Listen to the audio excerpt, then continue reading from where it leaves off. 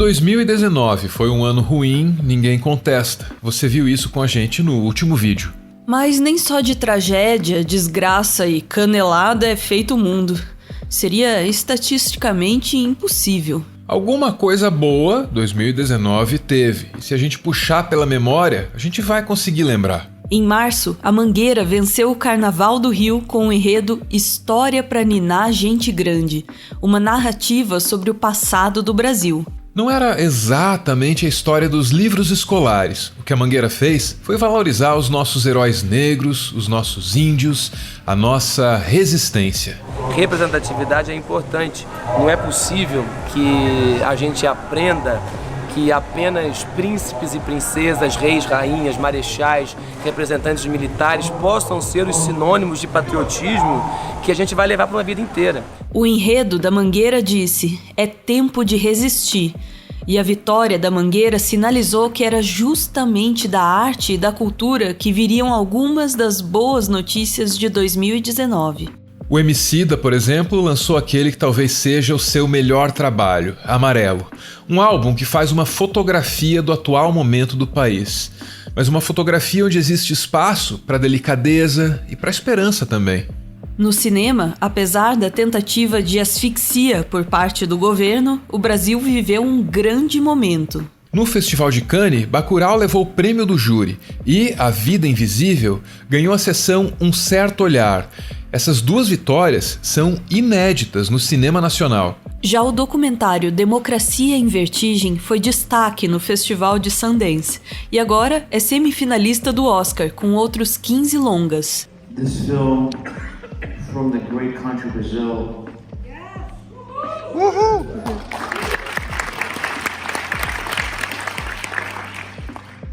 Gives us another look at the rise of fascism. Not just here, it's global.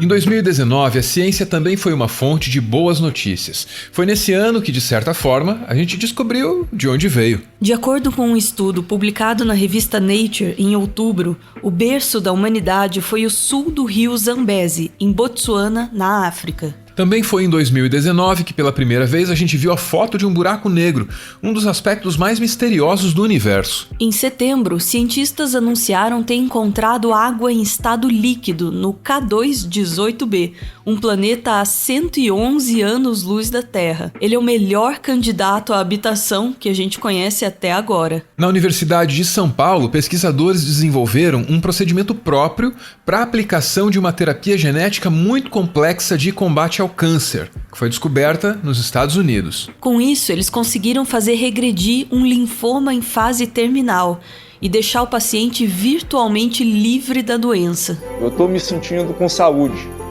E se eu for comparar com o período que eu entrei aqui então, eu diria que eu estou com muita saúde.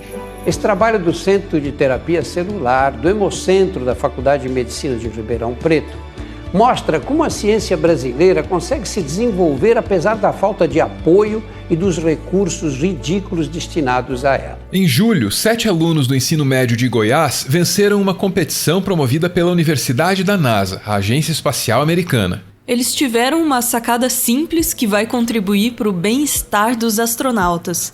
É que no espaço é difícil sentir o gosto dos alimentos. A falta de gravidade deixa as vias superiores congestionadas. Os estudantes resolveram isso desenvolvendo um chiclete feito de pimenta, um alimento termogênico que ativa as papilas gustativas e aí libera os canais respiratórios. É esperto. O cientista brasileiro Ricardo Galvão entrou na lista das 10 pessoas que mais se destacaram na área da ciência em 2019, de acordo com a renomada revista Nature. Até agosto, o Galvão era diretor do INPE, o Instituto Nacional de Pesquisas Espaciais, só que ele foi exonerado pelo presidente da República. O INPE tinha divulgado dados alarmantes sobre o desmatamento da Amazônia, dados que o presidente queria esconder. Aí o Ricardo Galvão foi chamado de mentiroso, chegaram a dizer que ele estaria a serviço de alguma ONG, o que é balela, só que esse cara não dobrou a espinha. Ele tem um comportamento como se estivesse falando em botequim. E eu quero estressar isso, uma conversa de botequim. E isso me assustou muito, a maneira como ele fez. Quem também está na lista da Nature é Greta Thunberg, a ativista sueca de 16 anos que roda o mundo para exigir das autoridades medidas contra a crise do clima. Aliás, 2019 parece ter sido o ano em que o mundo finalmente acordou para a emergência do colapso climático.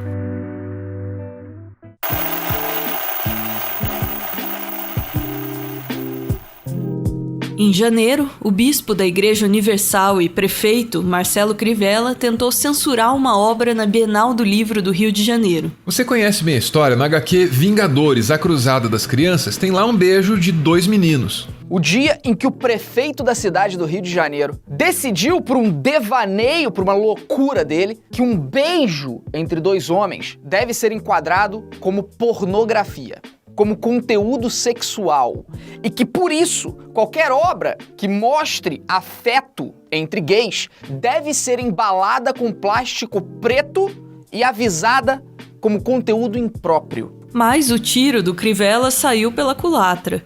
Quando os fiscais da prefeitura chegaram à Bienal, a obra já tinha esgotado, e quem estava lá não deixou barato.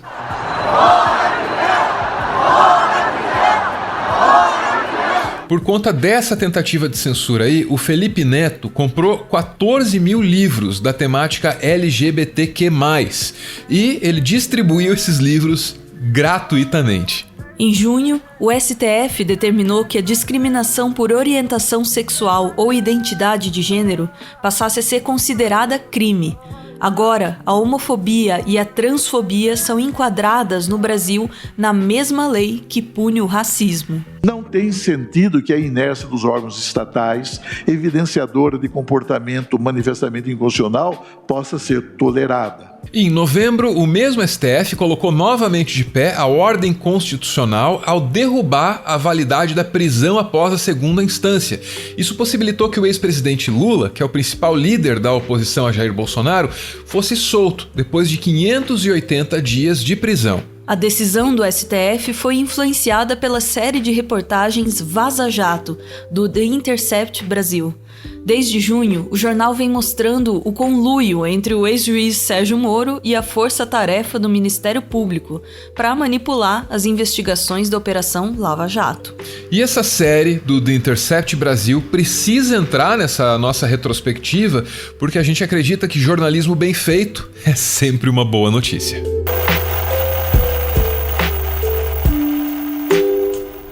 Em julho, a França sediou a 8ª edição da Copa do Mundo Feminina de Futebol. Pela primeira vez na história, os jogos foram transmitidos no Brasil pela TV aberta. O investimento ainda está longe de sequer ser comparado ao do futebol masculino, mas a gente precisa comemorar as pequenas vitórias. E você deve estar se perguntando o porquê dessa tela cheia de chiado aí, certo? A gente até gostaria de usar alguma imagem dos jogos da Copa Feminina aqui, mas se fizer isso, a FIFA tira o vídeo do ar. Parece que nem tudo evolui. Em outubro, a NASA promoveu a primeira caminhada 100% feminina no espaço.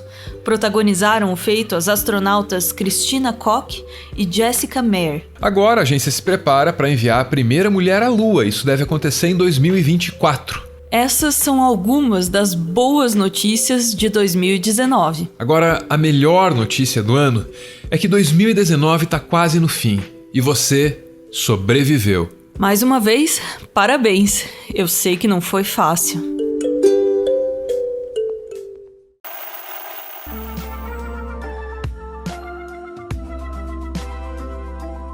Dia desses, a gente lançou esse livro aqui, Tudo o que você precisou desaprender para virar um idiota. I understood that reference.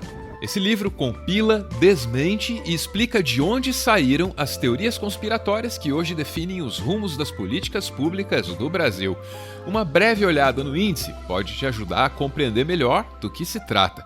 Tem um capítulo para explicar que essa conversa aí de marxismo cultural nasceu justamente na Alemanha nazista. Tem um outro para explicar que vacinas são seguras. E assim por diante até chegar nas conspirações envolvendo o educador Paulo Freire. O nosso livro está disponível em várias livrarias. Se você se interessou, tem os links para compra aí na descrição do vídeo. Você pode dar uma olhada, mas só se você quiser.